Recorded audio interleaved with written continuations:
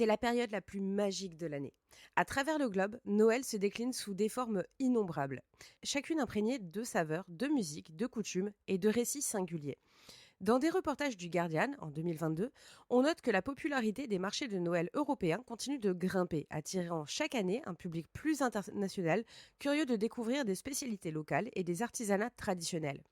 Au Japon, selon The Japan Times en 2021, une tendance récente associe Noël à un festin familial à base de poulet frit, tandis qu'aux Philippines, des chants sacrés résonnent dès le mois de septembre, créant une atmosphère féerique qui se prolonge bien au-delà du mois de décembre. Cette diversité culturelle, entretenue par des diasporas, des échanges commerciaux et l'influence des médias, rappelle que la fête de Noël, si ancrée dans l'histoire du christianisme, a également su s'adapter, se métamorphoser et parfois s'éloigner de ses racines religieuses pour devenir un événement cosmopolite. Ce qui est fascinant, c'est que cette célébration n'est pas limitée à un repas pantagruélique ou à quelques décorations scintillantes. Elle s'est progressivement insinuée dans la pop culture, inspirant des centaines de films, de chansons, de romans et même de jeux vidéo. Les plateformes de streaming, d'après un article de Variety en 2022, constatent un pic d'audience pour les comédies romantiques ou les dessins animés de Noël, reflétant un besoin collectif de réconfort et de nostalgie. Cette fête, magnifiée par la fiction, génère ainsi une sorte de folklore moderne où le sapin, le manteau de neige, les présents colorés et la figure du Père Noël, dont la popularité mondiale a été analysée par le Metropolitan Museum of Art en 2021, se transforment en véritables icônes universelles. Aujourd'hui, nous allons découvrir dans ce vaste océan festif, en explorant les traditions de Noël dans différentes cultures, leurs origines, les multiples façons dont elles se sont réinventées au contact de la mondialisation et la manière dont elles s'entrecroisent avec la pop culture. Entre chaque segment, des petits contes de Noël que j'ai inventés viendront ajouter une petite note poétique. Alors installez-vous confortablement, une boisson chaude à la main et laissez-vous envelopper par la douceur des lumières, des chants et préparons-nous à explorer ces mondes enchantés où l'espace d'un instant, la magie paraît plus proche que jamais.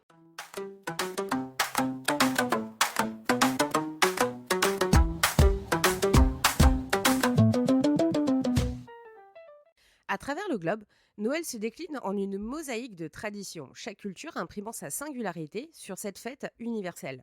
En Europe, les marchés de Noël, notamment en Allemagne, incarnent une ambiance hors du temps. Selon le Guardian en 2021, ces marchés attirent chaque année des visiteurs du monde entier, séduits par les artisanats locaux, les décorations en bois finement sculpté et l'odeur réconfortante du vin chaud et du pain d'épices. Dans certaines religions, la Saint-Nicolas, célébrée au début de septembre, s'accompagne de défilés où des personnages folkloriques distribuent des friandises ou réprimandent des variations de ces traditions subsistent également au Luxembourg, en Belgique ou aux Pays-Bas, témoignant de l'enracinement des légendes locales dans l'imaginaire collectif. Plus au sud, la France et l'Italie mettent Noël à l'honneur à travers leur gastronomie. La bûche de Noël, autrefois un dessert modeste, s'est transformée en une œuvre d'art grâce aux chefs pâtissiers, comme le souligne Le Monde en 2022. En Italie, le panettone, brioche garnie de fruits confits, reste un incontournable avec ses exportations en constante augmentation. Ces spécialités illustrent une double aspiration, préserver des traditions séculaires tout en y intégrant une touche contemporaine. En Scandinavie, Noël prend une saveur unique influencée par l'hiver intense. En Suède, la fête Lucia illumine les longues nuits de décembre avec des processions où de jeunes filles couronnées de bougies célèbrent le retour de la lumière. Au Danemark, l'art du hygge, excusez-moi la prononciation, trouve à Noël une parfaite expression. Bougies, décorations faites main, thé épicé et convivialité chaleureuse dominent les foyers. En Norvège, les rues enneigées et les guirlandes féeriques offrent des panoramas dignes d'un conte de fées, selon le National Geographic en 2019. Les visiteurs et étrangers recherchent l'authenticité de ces petites villes où les traditions se perpétuent sans artifice, ancrant Noël dans une douceur intemporelle. En Amérique latine, Noël est une explosion de couleurs et de joie collective. Au Mexique, les posadas reconstituent la quête d'un abri de Marie et Joseph à travers des processions symboliques, animées par chants, lanternes et repas festifs. En Colombie, on trouve des chants traditionnels et des feux d'artifice qui illuminent les nuits de décembre, transformant chaque quartier en une fête. D'autres traditions, comme les aguinaldos au Venezuela ou les décorations florales au Costa Rica, ajoutent une touche exotique à cette célébration universelle, rappelant que, dans cette région, Noël est avant tout une affaire de communauté, de musique et de danse. En Afrique et en Asie, Noël se réinvente à travers les prismes culturels variés. En Éthiopie, la célébration du 7 janvier selon le calendrier julien se concentre sur la spiritualité. Les chants religieux et les repas à base d'injera incarnent une simplicité qui contraste avec l'approche occidentale, mettant l'accent sur le partage et la méditation. Au Japon, à l'inverse, Noël est une fête culturelle et commerciale. Popularisée par des campagnes de marketing comme celle de KFC dans les années 70, le Noël japonais mêle illuminations spectaculaires, repas festifs de poulet frit et gâteaux aux fraises. Selon le Japan Times en 2021, cette adaptation reflète la capacité de Noël à s'éloigner de ses origines religieuses pour devenir un événement social et romantique. Ces exemples montrent que Noël, bien plus qu'une fête chrétienne, est une célébration protéiforme, capable d'absorber les sensibilités locales et de se réinventer selon les époques et les lieux, que ce soit à travers des traditions religieuses en Éthiopie, une convivialité gourmande en Europe ou un mélange de culture et de commerce en Asie. Noël symbolise un dialogue culturel perpétuel. Derrière les sapins et les guirlandes se cachent des valeurs universelles de partage, de générosité et d'ingéniosité humaine.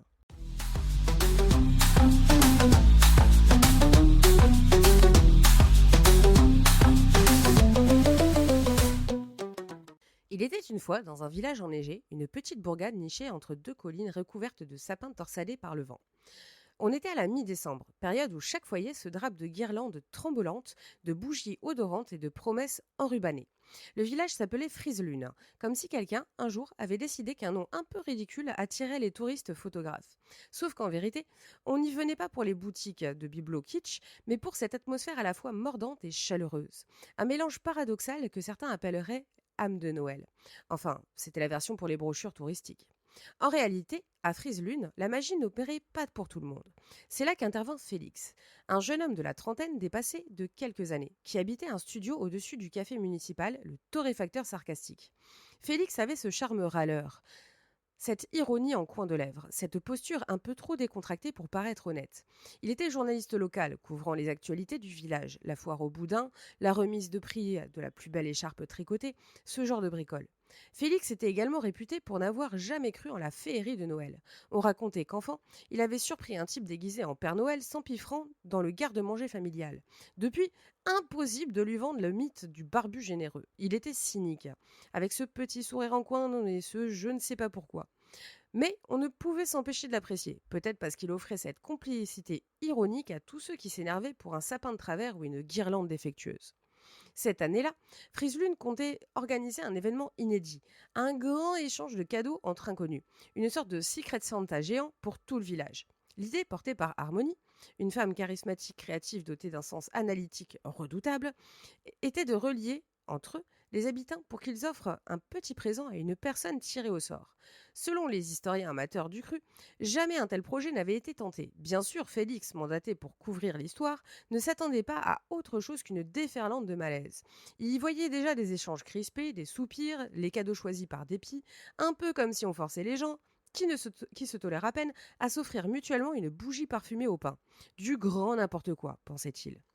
Le jour venu, les participants reçurent une carte au nom de leur destinataire mystère. Félix, pour sa part, se retrouva chargé d'offrir un cadeau à une certaine Malou, une vieille dame réputée pour son franc-parler et son amour immodéré des bergamotes. Il ne la connaissait que de vue. Petite, ridée, toujours un chignon serré, un menton bleu nuit et une manière de vous scruter comme si vous étiez un tableau mal accroché. En échange, quelqu'un devait lui offrir un présent, mais Félix s'en moquait passablement. Il était plus intéressé par la scène que par son rôle. Pour piquer sa curiosité, Harmonie l'avait mis au défi. Si au terme de cette opération, Félix admettait un peu de la chaleur humaine que Noël était censé véhiculer, il aurait le droit à un article en une du journal régional. Sinon, il s'engageait à rédiger un édito contrit. Félix avait accepté, sourcils levés, amusé par ce chantage éditorial. Il prévoyait déjà ses futures lignes assassines. Le temps passait. En Allemagne, dans un autre univers, les marchés de Noël battaient leur plein, mais ici, à Friselune, la météo était capricieuse. Félix descendit au café, commanda un chocolat chaud. Sans l'avouer, c'était l'une de ses seules indulgences qu'il s'autorisait. Il réfléchit au cadeau à offrir à Malou, une sucrerie sans doute. Il se rendit donc chez Léon, le confiseur du village réputé pour ses bergamotes, d'après l'article récent de Gastronomia Hebdo. La bergamote artisanale revint à la mode. Léon confirma à la demande croissante. Les gens redécouvrent ces bonbons au goût légèrement amer et floral. Ça change des sucreries trop sucrées. Félix en acheta un sachet, un beau ruban et opta pour un petit mot ironique, pour adoucir un sourire qui en sait long. Joyeux Noël, Malou, F. La soirée de l'échange avait lieu le 24 décembre, juste avant la messe de minuit pour ceux qui y allaient, ou juste avant la traditionnelle infusion collective pour ceux qui n'avaient pas la foi, mais aimaient passer une soirée en compagnie. Les habitants se regroupèrent dans la salle des fêtes, décorée par harmonie avec les guirlandes aux nuances bleues, rappelant curieusement la préférence chromatique d'un certain alter ego féminin qui n'est pas nécessaire de nommer ici. Félix observa la scène, carnet à la main. Chacun devait retrouver son destinataire sur un grand tableau. Malou, droite comme un i, avançait lentement. Félix s'approcha, glissant le sachet dans sa main. Elle le fixa, ce regard d'aigle. C'est vous, le journaliste demanda-t-elle. Il acquiesça. Elle ouvrit, huma les bergamotes, plissa des yeux. Merci. Vous savez que c'est pas grand-chose, mais un geste sincère vaut mieux que 10 discours. Félix répliqua avec un demi-sourire. Sincère, je sais pas, mais au moins authentique. De son côté, Félix attendait avec sans impatience son propre cadeau. Peut-être un livre sur le sapinage, ou un mug disgracieux, ou rien du tout. Mais lorsqu'il découvrit le petit paquet, il y lut une note manuscrite. Pour Félix, qui pense sans doute que Noël est une mascarade, voici un souvenir d'un autre temps. Regardez-le avec un peu d'indulgence. Joyeuse fête, H. En déballant, il trouva une vieille photographie, sépia, représentant un petit groupe de personnes autour d'une table éclairée à la bougie. Des sourires, des regards discrets, une simplicité évidente. La date au dos, 1953. On y voyait les anciens propriétaires du café, des générations antérieures. Comme un témoignage silencieux du fait que, bien avant lui, d'autres avaient déjà vécu ce moment autour de la même table, avec la même volonté de partager quelque chose. Félix resta interdit. Selon les archives communales, certifiées par la bibliothèque du village, le café était déjà un lieu de rassemblement festif depuis plus de 50 ans. Cette image le mettait face à l'idée que Noël n'était pas un truc monté de toutes pièces pour extorquer les sourires. C'était une date, un prétexte, un moment du calendrier pour réaffirmer notre humanité. Félix, un brin décontenancé, déposa la photo dans sa poche. Il retourna auprès de Malou. Elle suçotait sa bergamote en silence. Il la trouva attendrie, comme si un voile de douceur s'était posé sur son visage. C'est drôle, vous savez, dit-elle. On passe tant de temps à se méfier, à se dire que rien n'a de sens, et puis un petit bonbon suffit. Félix haussa les épaules un peu gêné. Il répondit. Sans doute. Ou alors, c'est la magie du sucre. Malou sourit. Voyez-vous, la générosité n'est pas toujours un grand geste héroïque. Parfois, c'est juste dire je te vois, je te reconnais, tu existes, et je veux te faire plaisir même un instant. Cette phrase résonna dans l'esprit de Félix, qui se souvenait de ses sarcasmes, de son envie de tout tourner en dérision, et comprenait, à présent, qu'il y avait dans ce moment quelque chose d'unifiant, une trêve dans le cynisme ambiant. La soirée s'acheva dans une ambiance feutrée. On distingua quelques rires, des merci, des mains qui se serraient. Harmonie non loin observa Félix. Il s'approcha et chuchota. D'accord, t'as gagné. Ce n'est pas le cadeau qui compte, ni le folklore, c'est cette lueur dans les yeux des gens quand ils reçoivent quelque chose pensé pour eux. Harmonie fit un clin d'œil complice. Le lendemain, Félix rédigea un article différent de ce qu'il avait imaginé. Au lieu de se moquer de la naïveté des villageois, il raconta comment, ce soir-là, une simple bergamote et une vieille photo avaient réussi à ébranler sa carapace. Il parla de ses traditions sans âge, de ses héritages en mutation perpétuelle, et du fait que, peu importe la latitude, un sourire et un geste sincère faisaient fondre la glace autour des cœurs endurcis. Il n'en devint pas un chantre de Noël béat, mais admit que, dans cette étrange célébration, il y avait une cohérence universelle, se souvenir que l'autre existe, que l'autre mérite, qu'on lui consacre de l'attention, ne serait-ce qu'à travers un modeste présent. La morale de ce conte pourrait être cynique, mais ce serait manquer le point essentiel. Noël, dans cette histoire, incarne l'idée que chaque individu, malgré ses doutes et ses railleries, peut encore trouver un sens à cette cohue festive. Non pas en prétendant que tout est parfait, mais en saisissant cette occasion de s'ouvrir un peu à l'autre. Au fond, la morale est simple. Si la magie de Noël existe, ce n'est pas dans une féerie surnaturelle, mais dans le petit effort que l'on fait pour tisser des liens, même fragiles, entre des inconnus. On peut rire de tout, être mordant, garder une distance ironique, mais si l'on tend la main, un cœur endurci peut s'adoucir. Et ce soir-là, à Frésulune, sous les guirlandes bleutées d'un journaliste sarcastique nommé Félix, découvrit que parfois, offrir une bergamote à la bonne personne au bon moment suffisait à redonner un peu de sens à cette étrange parenthèse qu'on appelle Noël.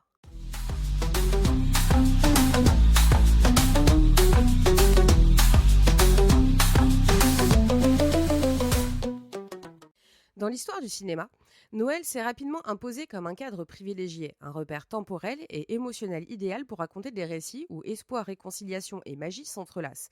Depuis des décennies, les salles obscures, puis les plateformes de streaming, s'emplissent de films festifs, comme si cette période était une source intarissable d'inspiration. Les analystes tels que ceux cités dans The Guardian de 2021 soulignent que le phénomène ne s'essouffle pas. Au contraire, il se réinvente chaque année, reflétant les transformations de nos sociétés et répondant à nos besoins collectifs de réconfort et de renouveau. Pour comprendre l'attrait durable des films de Noël, il suffit de citer quelques titres emblématiques. Home Alone de 1990, connu sous le titre français Maman, j'ai raté l'avion, reste un rituel annuel pour des millions de spectateurs. Cette comédie familiale de Chris Columbus, comme le rappelle New York Times en 2019, évoque avec humour et émotion des thèmes universels, l'ingéniosité face à l'adversité, l'importance de la famille et la magie des fêtes. À ses côtés, Elf de 2003, avec Will Ferrell, séduit par son ton léger et son appel à l'innocence. Love Actually de 2003, quant à lui, a propulsé la romance de Noël à un niveau culte, mêlant humour britannique et mélancolie festive. Enfin, The Grinch, que ce soit dans sa version live-action en 2000 ou en animé en 2018, demeure une parabole sur la solitude et la rédemption. Ces œuvres, souvent revisitées, enregistrent des pics d'audience sur les services de VOD chaque fin d'année. Leur succès témoigne d'un besoin collectif de rituels cinématographiques où l'humour, l'émotion et la magie se conjuguent pour accompagner cette période particulière. Noël ne se limite pas à un cadre narratif, il influence directement les genres cinématographiques. Les romances de Noël comme Le Note Variety connaissent un véritable boom, notamment grâce à Netflix et Amazon Prime qui multiplient les productions originales. Ces récits, souvent prévisibles mais profondément réconfortants, exploitent la nostalgie d'un amour sincère dans un monde parfois cynique. Les comédies familiales s'épanouissent également autour de Noël, explorant les retrouvailles, les réconciliations ou les secrets révélés sous un sapin scintillant. Des intrigues basées sur des familles dysfonctionnelles qui se réinventent et trouvent, le temps d'une soirée festive, écho auprès d'un public avide d'histoires sincères. Le fantastique, lui aussi, trouve en Noël un canevas idéal pour mêler miracles, rencontres magiques et moments de foi renouvelés.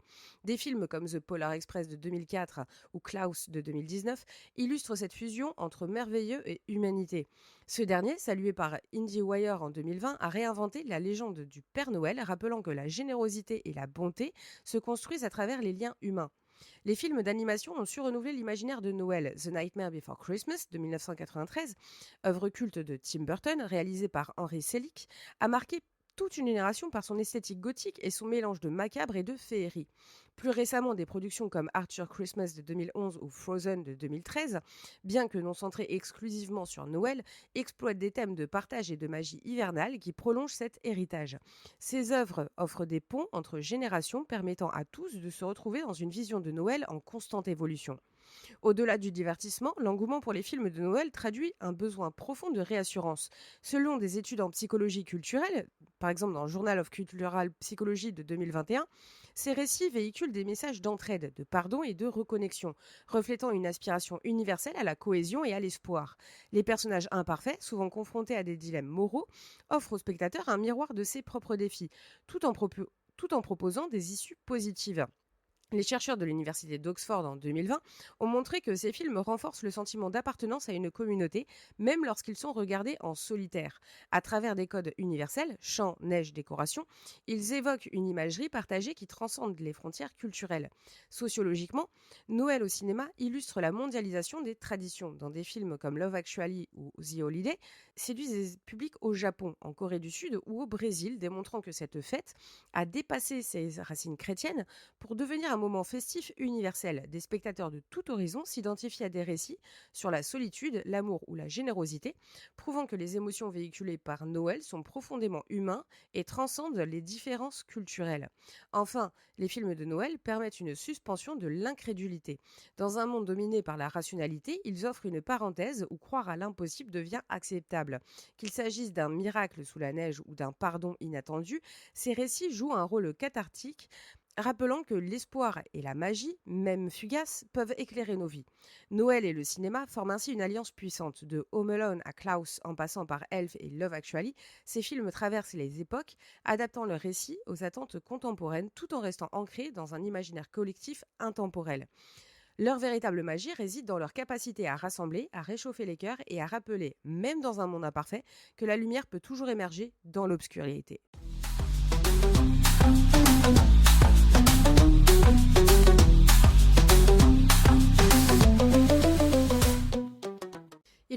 dans le dôme, cette structure semi-transparente qui protégeait le quartier des vents toxiques. La neige artificielle, mais joliment projetée par un réseau de drones suspendus, tombait en triangulaires et luminescents. Ailleurs, dans les terres rouges, la vie avait perdu depuis longtemps ce genre de spectacle. Ici, on appelait encore cela Noël, même si le calendrier officiel n'existait plus, vraiment. Les habitants se contentaient de perpétuer un rituel par nostalgie ou par espoir, décorer des modules de vie, échanger quelques présents dérisoires, tenter de recréer une chaleur humaine que la technologie, toute puissante, ne parvenait pas à simuler parfaitement. Notre protagoniste, Lena, était penchée sur un petit présent qu'elle s'obstinait à emballer manuellement, refusant l'aide des machines. Ses doigts, habitués à manipuler des écrans haptiques, peinaient à tenir le ruban. Elle soupira, lèvres pincées. Assis non loin, Nox, son chat à fourrure d'un noir d'encre, ronronnait faiblement, gardant un œil attentif sur les paquets. Le félin était une rareté génétique, fruit de recherches menées avant la grande récession bio. Depuis, posséder un animal non modifié était un luxe, et Lena le chérissait. Dans un coin de la pièce, posé sur un tabouret, un petit robot AI, baptisé Dex, émettait des grésillements légers. Dex était une conception récente, un prototype tiré d'un programme Humanité 2.0 dont Lena ne connaissait pas le nom.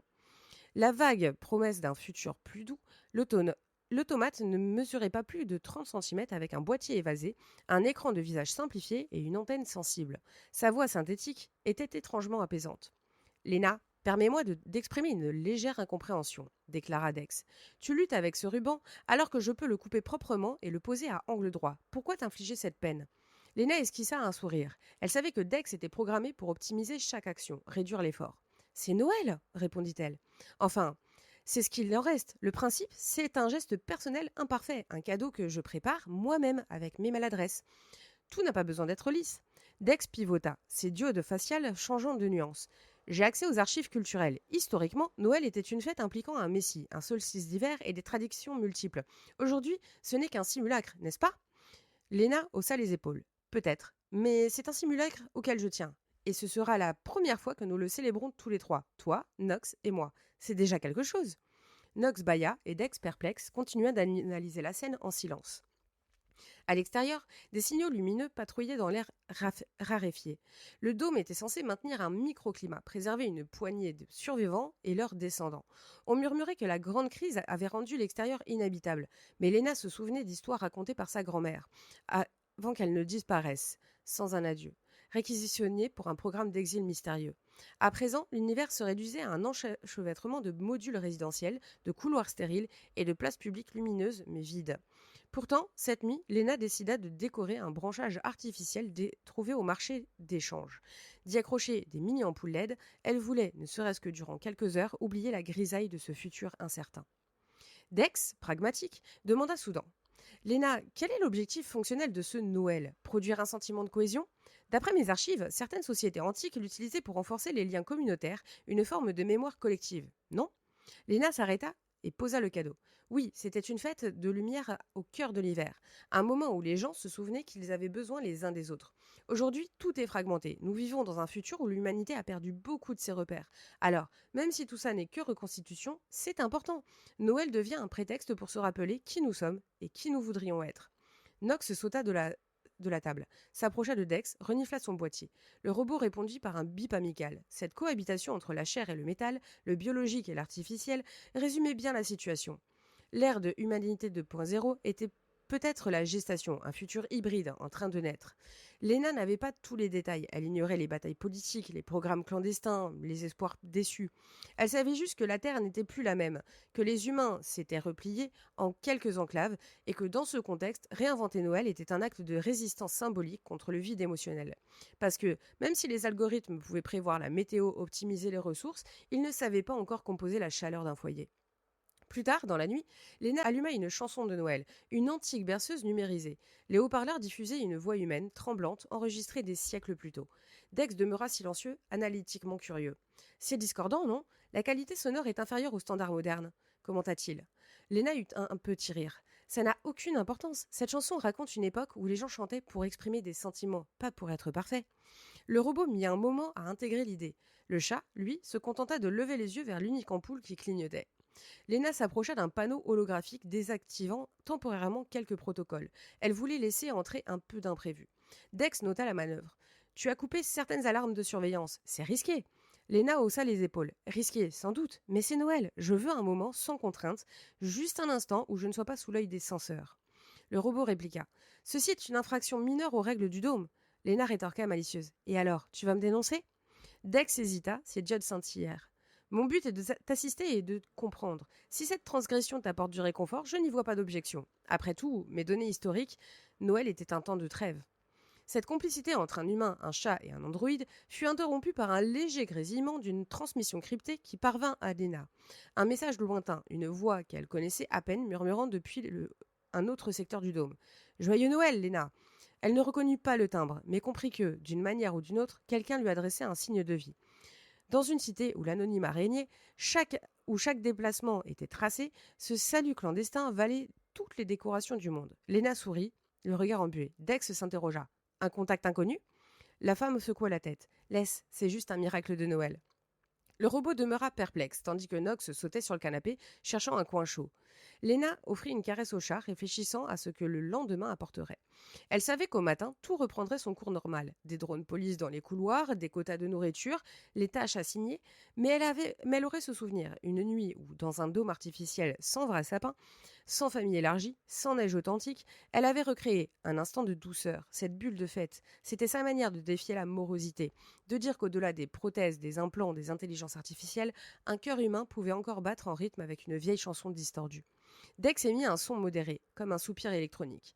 Léna, j'ai enregistré cette séquence dans ma mémoire interne. Tes gestes, tes mots, ta façon de privilégier l'imperfection, je ne comprends pas tout, mais je constate un effet sur toi. Tes paramètres biologiques indiquent une baisse de tension, une relaxation. Léna hocha la tête. C'est ça, la magie de Noël. Même dans un futur où tout est calibré, on peut encore choisir une parenthèse, une pause. Le robot s'immobilisa, comme s'il méditait. Le chat, indifférent, s'endormait déjà. Au petit matin, la brume artificielle se dissipa, révélant des structures métalliques du dôme. Léna se réveilla avec Nox sur les genoux. Dex était toujours là, silencieux, gardant en mémoire les données de la nuit. Aucune alarme ne s'était déclenchée. Personne ne vint reprocher à Léna son moment de liberté. Elle se leva, contemplant le décor modeste. Quelques cadeaux emballés, de guingois, un branchage décoré, des LED en bout de course. Elle sut que ce n'était qu'un geste minuscule, sans grande portée, dans la vastitude du monde. Pourtant, dans ce geste résidait une forme de victoire. Entre un passé oublié et un futur incertain, elle avait recréé un fragment d'humanité, rappelant que, même dans un univers dystopique, la chaleur des symboles, la tendresse d'une habitude et la complicité avec un robot et un chat pouvaient raviver cette flamme fragile qu'est l'esprit de Noël. La morale, même dans un futur mécanique et altéré, le cœur humain trouve encore le chemin pour croire et pour partager Noël. Noël ici n'est qu'un fantôme de fête. Mais ce fantôme a suffi à rapprocher trois êtres différents, à suspendre la logique froide et à ranimer l'espoir. Lena, Dex et Nox avaient célébré une chose qui, bien que ténue, restait essentielle. La capacité de l'humanité, même 2.0, à réinventer la magie, juste un instant dans le silence feutré d'une nuit enneigée artificiellement.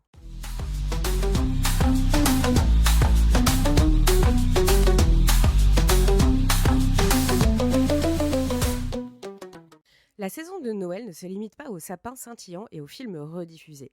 Chaque année, elle s'accompagne d'une bande-son unique, faite de refrains indémodables qui s'imposent comme un rituel sonore. Dès novembre, All I Want for Christmas Is You de Mariah Carey s'installe au sommet des classements, annonçant officieusement l'ouverture des festivités. Sorti en 1994, ce titre, comme souligne Billboard en 2022, connaît un succès renouvelé grâce au streaming, cumulant des centaines de millions d'écoutes chaque année. Des hymnes comme Last Christmas de Wham de 1984 ou White Christmas de Bing Crosby de 1942 continuent d'accompagner chaque saison festive, véhiculant une nostalgie douce amère.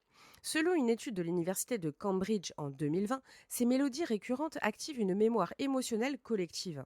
Elles ne se contentent pas d'être de simples morceaux, elles balisent la période des fêtes, créant un rituel rassurant dans leur répétition. Ce sont des bornes sonores qui, comme un conte qu'on aime réentendre, diffusent une familiarité apaisante.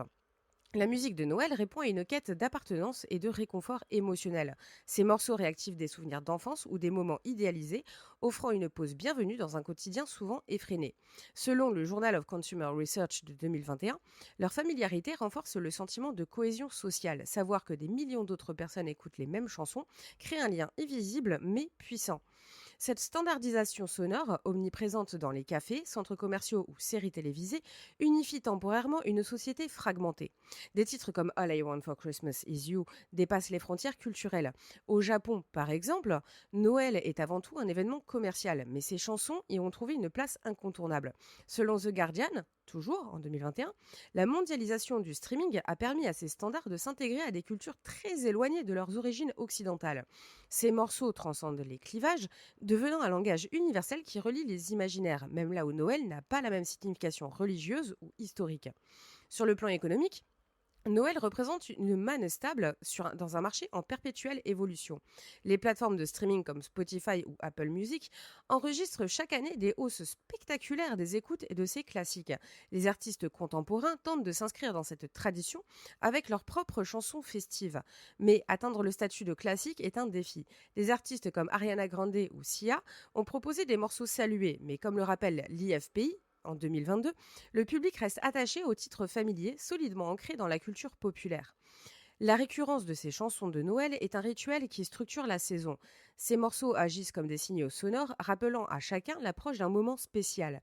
Même les airs jugés lassants ou trop répétitifs, comme le montrent des discussions captées dans European Journal of Psychology en 2021, jouent un rôle fédérateur. On les critique, on en plaisante, mais leur simple présence crée un sujet de conversation commun. Les chansons de Noël, souvent assimilées dès l'enfance, sont associées à des souvenirs sensoriels forts, l'odeur du chocolat chaud, les lumières scintillantes ou les rires autour du sapin. Ces réminiscences activées par la musique offrent une fonction thérapeutique dans un monde anxiogène. Elles permettent de suspendre la réalité et de retrouver, l'espace d'un instant, un refuge émotionnel. En définitive, la musique de Noël dépasse son rôle d'accompagnement festif. Elle tisse un lien entre les générations, transmettant des souvenirs et des valeurs à travers des refrains familiers. Ces morceaux harmonisent les différences, créant un espace commun où chacun peut trouver un écho à ses émotions. Qu'on les adore ou qu'on s'en moque, les classiques de Noël reflètent l'essence même de cette fête, un moment de partage, une célébration des liens humains et une parenthèse d'unité dans un monde souvent divisé.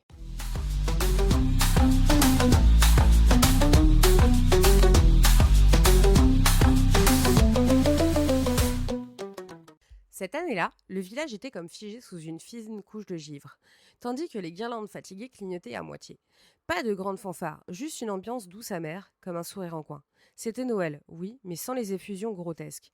Aux fenêtres, on apercevait quelques sapins miniatures, des bougies vacillantes et des silhouettes discrètes.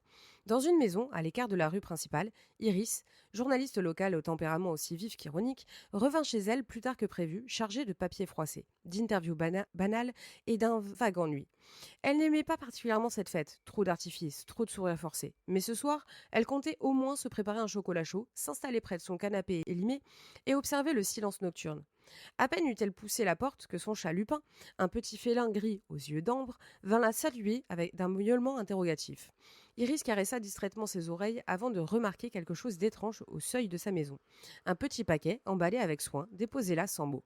Elle leva un sourcil. Qui aurait osé déposer un cadeau devant chez elle alors qu'elle n'attendait rien de tel? Curieuse, elle détacha le ruban. À l'intérieur, une boîte ancienne, un objet qui semblait venir d'une autre époque. Un disque vinyle sur la pochette, légèrement écorné, un nom oublié, une collection de chansons de Noël enregistrées des décennies plus tôt. Pas un orchestre local. Rien de clinquant, pas de carte, pas d'explication. Iris fronça le nez. Qui se souciait d'elle au point de lui offrir un présent? Elle n'était pourtant pas la voisine la plus sociable. Elle préférait observer, commenter plutôt que de participer. Pourtant, ce geste semblait sincère, sans arrière-pensée. Elle jeta un œil par la fenêtre. La rue était déserte, les étoiles scintillaient, un léger brouillard masquait les enseignes. Lupin sauta sur la table comme pour dire « Alors, on laissait ce disque ?» Iris sourit malgré elle. Elle possédait encore un vieux tourne-disque, une trouvaille chinée dans un marché aux puces. Elle posa délicatement le vinyle, abaissa le bras de lecture. La musique qui s'éleva était imparfaite, le son craquant, mais les mélodies étaient d'une douceur fragile. Cet écho d'un temps où l'on ne cherchait pas la perfection. La voix d'une chanteuse inconnue, légèrement tremblante, entonna un chant de Noël. Ce n'était pas de la pop sucrée qu'on assène à longueur de journée, mais quelque chose de plus intime, presque chuchoté. Iris se surprit à fermer les yeux, à écouter attentivement. Lupin s'installa sur ses genoux, ronronnant. La journaliste sentit une chaleur inhabituelle l'envahir. Qui, dans ce village, savait qu'elle aimait les vinyles? Ou plutôt, qui voulait lui offrir un moment de poésie sans réclamer quoi que ce soit en retour? Elle pensa à la vieille dame du bout de la rue, celle qui portait toujours un manteau vert et qui la saluait d'un signe de tête. Ou à ce jeune étudiant qui, un jour, l'avait aidé à ramener des dossiers tombés dans la neige. Peut-être était-ce l'inconnu croisé au café, celui qui avait complimenté son vieux sac. Elle n'avait jamais pris la peine d'aller plus loin dans ces micro-rencontres. Elle avait trop souvent revêtu une armure sarcastique, protégeant sa solitude. Et voilà qu'un cadeau inattendu la forçait à admettre qu'on pouvait penser à elle, même si elle jouait les indifférentes. Au fur et à mesure que le disque tournait, Iris sentit ses épaules se détendre. Les lumières tamisées, la voix délicate de la chanteuse, le ronronnement de Lupin, tout cela dessinait un cocon. Elle imagina la personne qui avait choisi ce vinyle, probablement un objet ancien, chargé de souvenirs, peut-être transmis d'une génération précédente. Offrir cela à Noël, sans se dévoiler, relevait une élégance rare. Pas de grand discours, juste un signe. Je te vois, je t'apprécie, même si tu ne le soupçonnes pas. Au dehors, un léger grattement l'incita à se relever. Elle ouvrit la porte, sur le qui-vive. Personne, juste la neige artificiellement tombante, des lampadaires retravaillés par la municipalité. Les rares passants qui marchaient vite, serrant leurs manteaux, Iris avait envie de courir après l'inconnu, de le remercier, mais elle comprit que ce cadeau n'appelait pas de retour immédiat. C'était un geste, un bruit, un rappel que parfois, sans raison, quelqu'un tente d'embellir votre soirée. Elle referma la porte, le disque jouait une dernière piste, un instrumental nostalgique. Dans cette ambiance feutrée, elle sourit à Lupin et murmura « C'est un beau cadeau, tu ne trouves pas ?» Le chat répondit d'un battement de paupières, comme si tout cela était parfaitement naturel. Iris se sentit étrangement émue. Elle, qui avait passé la journée à observer le monde avec son habituelle ironie, se retrouvait à présent confondue, un peu démunie, face à une gentillesse anonyme. Au fond, la morale était là. Noël, ce n'était pas qu'un défilé stéréotypé d'achat compulsif. Noël, c'était aussi la possibilité d'un geste sincère, d'une main tendue dans l'ombre, d'une mélodie chuchotée pour adoucir une soirée froide. Qu'on s'en réjouisse ou qu'on s'en moque, impossible de nier que cette fête peut faire naître des étincelles de bienveillance inattendues. Iris, d'habitude si critique, devait reconnaître que ce soir, grâce à un vinyle ancien, elle ressentait un apaisement nouveau. La dernière note de la chanson s'éteignit, laissant place à un silence. Iris sut qu'elle garderait ce cadeau. Le vinyle deviendrait un petit décor, un mystère non résolu. Peut-être qu'un jour découvrirait-elle l'identité du donateur, ou peut-être pas. Peu importait. Ce cadeau inattendu avait déjà rempli sa mission. Rappelez que, même si on se protège derrière un humour mordant, on n'est jamais à l'abri d'une tendre surprise. Et cette nuit de Noël, dans ce village engourdi par le froid, un cœur un peu fermé s'était entrouvert grâce à un vinyle fragile et à un inconnu qui avait su viser juste sans rien exiger en retour.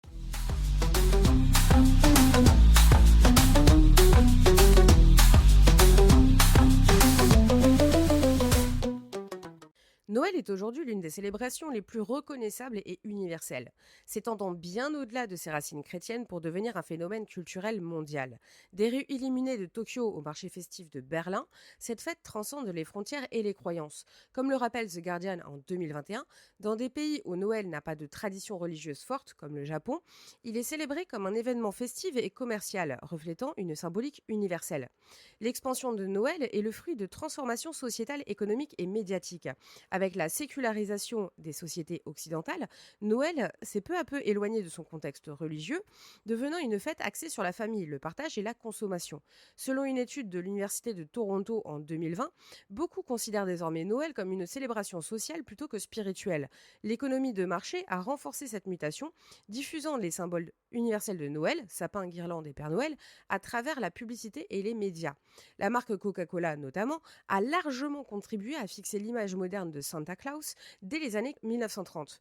Comme l'explique The New York Times en 2019, ce personnage jovial vêtu de rouge est devenu un archétype mondial, capable de s'adapter à différents contextes culturels. Cette évolution a permis à Noël de s'imposer comme un point de convergence culturelle, présent dans le marketing, les campagnes caritatives et les événements communautaires. Noël ne fait pas l'unanimité. Si certains y voient un excès de consumérisme, d'autres y perçoivent une opportunité de solidarité. La pression sociale d'offrir des cadeaux, de décorer son espace ou d'organiser des repas peut engendrer un certain malaise, comme le soulignent des critiques publiées dans Le Monde en 2022. Pourtant, cette fête est aussi un moteur de générosité. Selon British Journal of Social Work en 2021, les dons à des associations et des collectes de jouets atteignent leur pic en décembre, soulignant une dynamique altruiste ancrée dans cette période. Noël se transforme au gré des cultures et des époques, s'adaptant aux sensibilités locales. En France, la bûche pâtissière règne sur les tables. En Italie, le panettone est un incontournable, tandis qu'en Éthiopie, Noël est célébré le 7 janvier avec des repas traditionnels comme l'injera. Cette diversité montre que Noël n'est pas une formule rigide, mais un répertoire d'usage, reflétant les valeurs locales tout en s'inscrivant dans une tradition globale. Cette capacité d'adaptation s'étend aux préoccupations contemporaines. Des mouvements écologiques appellent à un Noël plus responsable en réduisant le gaspillage ou en privilégiant les cadeaux durables. Des enquêtes de National Geographic de 2022 montrent une montée de la conscience environnementale autour de cette fête, témoignant de sa résilience face aux enjeux modernes. L'ère numérique a rapporté de nouveaux rituels à Noël, des vidéos de feux de cheminée sur YouTube aux décorations interactives contrôlées par smartphone. La technologie offre des moyens innovants de vivre la fête. Les réseaux sociaux participent également à cette transformation. Photos de sapins, vidéos de repas festifs et challenges de créer une version théâtralisée de Noël. Cependant, comme le note Digital Society Institute en 2021, cette mise en scène en ligne peut déformer la réalité, standardisant et embellissant une fête qui reste en privé bien plus contrastée. Malgré la commercialisation et la médiatisation, Noël conserve son essence, un moment de pause et de partage. Les traditions modernes comme Ugly Christmas Sweater ou les visioconférences familiales témoignent de la capacité de cette fête à évoluer sans perdre sa dynamique. Pendant la pandémie de Covid-19, par exemple, de nombreux foyers ont anticipé les décorations ou créé de nouveaux rituels virtuels pour maintenir le lien, comme le rappelle The Atlantic en 2021. Noël agit comme un miroir social reflétant nos valeurs et nos contradictions. La surconsommation peut être critiquée, mais la fête reste aussi un vecteur d'entraide et de cohésion. Des actions caritatives telles que les maraudes ou les collectes de jouets rappellent que cette période peut transcender les biens matériels pour promouvoir des liens humains plus profonds. En somme, Noël navigue entre tradition et innovation, passé et futur, sacré et profane. Elle s'impose comme une célébration universelle capable de s'adapter aux évolutions culturelles tout en préservant son message essentiel, celui d'un moment de générosité et d'humanité partagée.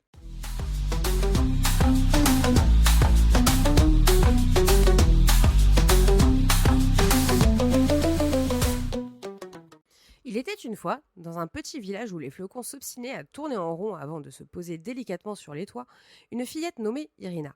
Elle avait 7 ans, un bonnet bien trop grand et une passion débordante pour toutes ces petites choses censées apporter la magie de Noël. Ce soir-là, alors que la nuit étirait déjà sa robe étoilée, Irina chaussait ses bottes.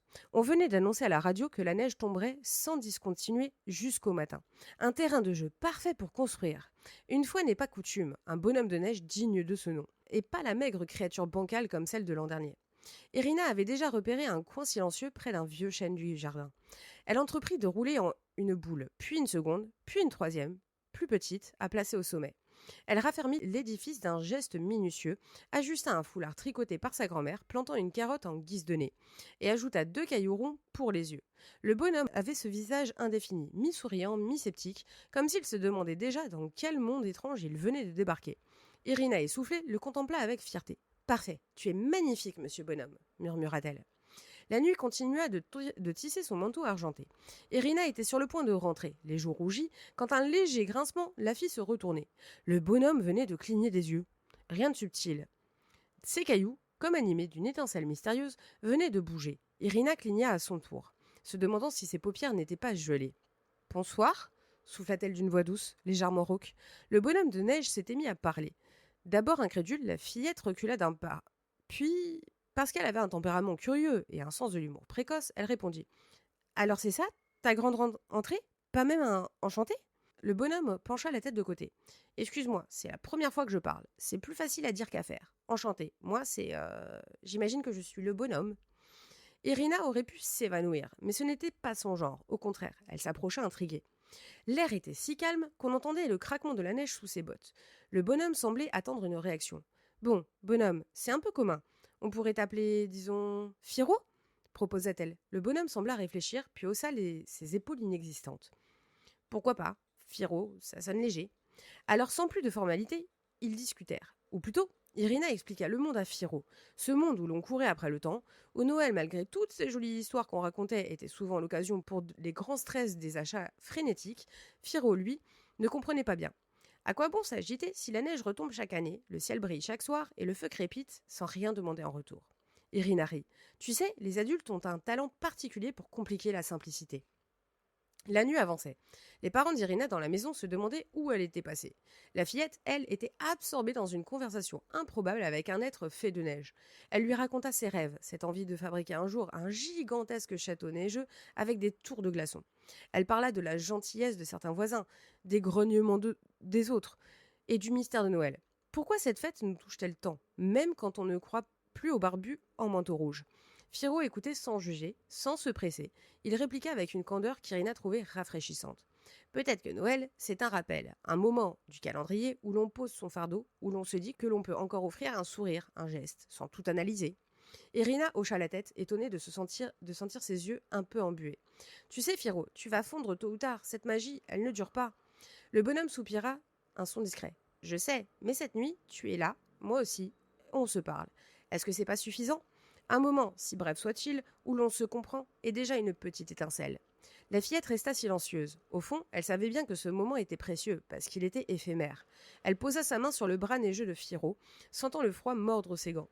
Mais un froid presque doux, familier. Le bonhomme fixa de ses yeux de cailloux, et elle eut l'impression qu'il souriait intérieurement. Un léger bruit de clochette se fit entendre au loin. Quelque part dans la nuit, Irina se dit que c'était peut-être le simple vent froissant un mobile accroché à une fenêtre, ou alors la magie opérait au-delà de ce qu'elle pouvait comprendre. La fillette frissonna, le temps passait, et elle devait rentrer.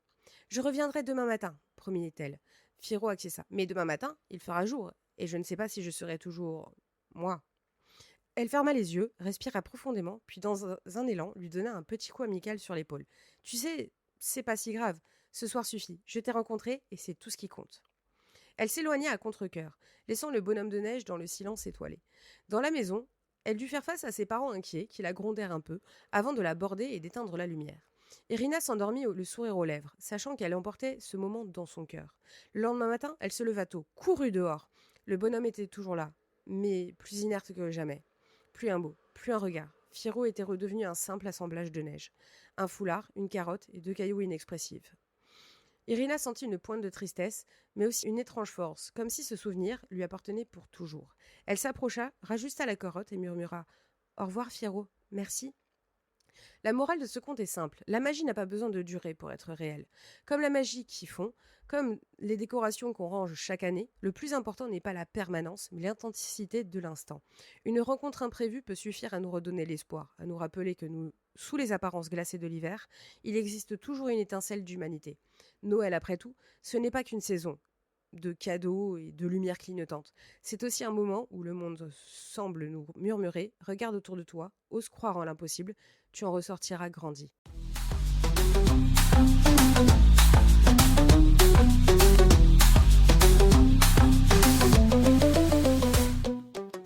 En repensant à ce voyage au cœur de Noël, il apparaît que cette fête, initialement ancrée dans la foi, a su dépasser son cadre religieux pour devenir un vaste répertoire de traditions, d'histoires et d'images chargées de sens. D'un marché de Noël en Allemagne aux posadas mexicains, des chants suédois à la célébration décalée au Japon, chaque culture s'est approprié ce moment pour le réinventer à sa manière. Témoignant d'une vitalité inattendue, la pop culture, quant à elle, a amplifié le phénomène, multipliant les films, les musiques et les icônes comme le Père Noël, devenu une figure universelle au-delà des frontières et des croyances. Aujourd'hui, à l'ère du numérique et des réseaux sociaux, Noël ne cesse de se transformer, des nouveaux rituels émergent, plus technologiques, plus hybrides, reflétant nos désirs de confort, de rire, d'émotions partagées.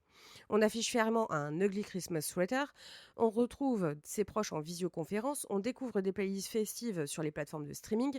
Si la commercialisation a parfois dénaturé l'esprit initial, on constate aussi, année après année, que la solidarité et la générosité et le besoin d'un moment de réconfort demeurent intacts. La fête fonctionne comme un miroir reflétant tantôt nos préoccupations écologiques, tantôt notre nostalgie, tantôt notre appétit pour la nouveauté. La tradition, loin de s'éteindre, s'actualise sans cesse, prouvant la résilience et la flexibilité de ce rendez-vous annuel. Et vous, qu'en est-il de votre rapport à Noël? Quelle est votre tradition préférée? Celle qui vous fait vibrer malgré les aléas de la vie moderne? Peut-être un dessert familial transmis depuis des générations, un film que vous regardez en boucle, un chant ancien repris en chœur, ou une simple conversation à la lueur d'une bougie. Partagez vos récits, vos souvenirs, vos trouvailles les plus insolites. Racontez-moi comment vous célébrez ce moment avec vos proches. Je serai ravie de vous lire sur mes réseaux sociaux où la conversation continue. Suivez ce podcast sur votre plateforme d'écoute préférée. Ajoutez-le à vos favoris, commentez, likez et diffusez cette énergie festive autour de vous. Si vous souhaitez aller plus loin, rendez-vous sur mon site capcroissantmedia.com où vous pourrez découvrir la boutique dédiée à l'univers du podcast, des articles exclusifs et même l'occasion d'explorer mon livre L'art du mépris intellectuel disponible sur Amazon. En somme, Noël n'est pas qu'une date sur le calendrier, c'est un terrain d'expérimentation permanent, un espace où se tissent des liens, où se réconcilient tradition et invention, et où se rencontrent nostalgie et innovation. Merci de m'avoir accompagné dans cet épisode consacré aux multiples facettes de la fête. Et en attendant de nouvelles découvertes, rappelez-vous que derrière les guirlandes et la neige artificielle demeure l'intention de partager un peu de chaleur, de sourire sans réserve et de croire, ne serait-ce qu'un instant, en une humanité prête à se rassembler sous la lumière des fêtes. Allez, salut!